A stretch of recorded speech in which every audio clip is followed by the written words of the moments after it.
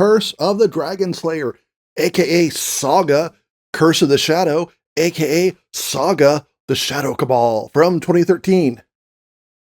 We have Lord of the Rings at home. Showtime. Kyle's Reviews! Kyle's Reviews!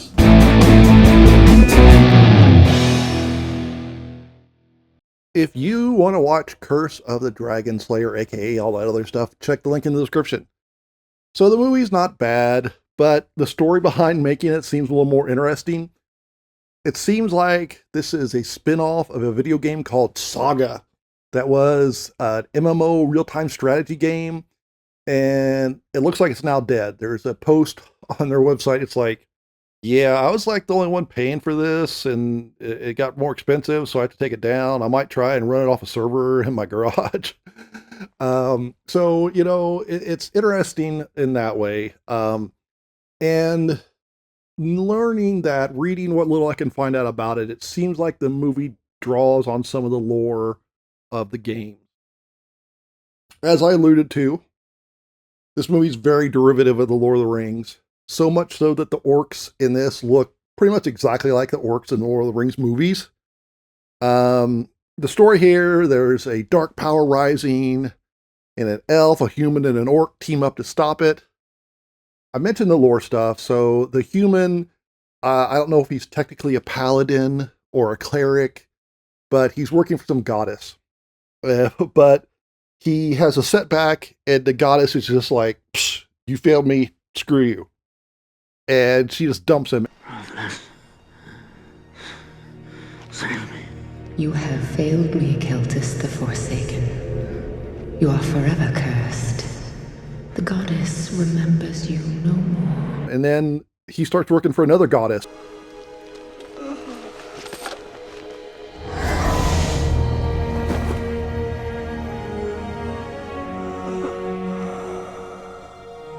I've been watching you, Keltis.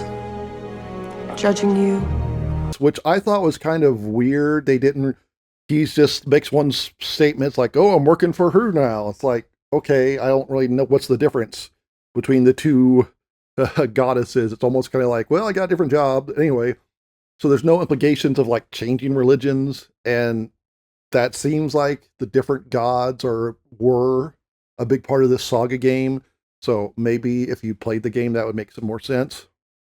The evil spread kind of like a disease, and when you get infected, a tattoo of the evil one's symbol appears on your arm, and the main characters have to fight against it, which is, you know, at least like one thing that's not directly from it. I guess you could say that's like the One Ring is influencing them, but they also have dwarves in this, and they are different than the movie. Here, they're more kind of like inventors or something, because the one dwarf in the movie has guns and explosives and minecart tracks, which is something I don't really know. I never saw in a fantasy movie with like mine cars before. Maybe I'm not a big fantasy fan.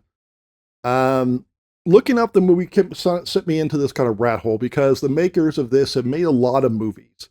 They have the writers and the director have a whole series of Mythica movies that they've backed on Kickstarter, as well as some couple TV shows.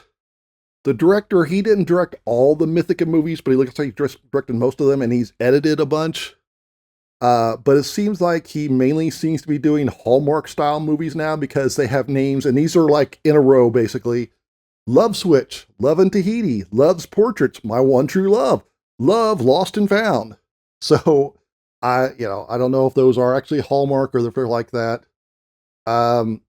If you like fantasy and the Lord of the Rings, and you just kind of like hunger for something else, you might like this Curse of the Dragon Slayer. It's not the worst movie. I'm going to give it 2 thumbs up.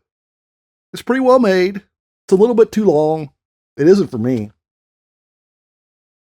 Maybe liking and subscribing might be for you.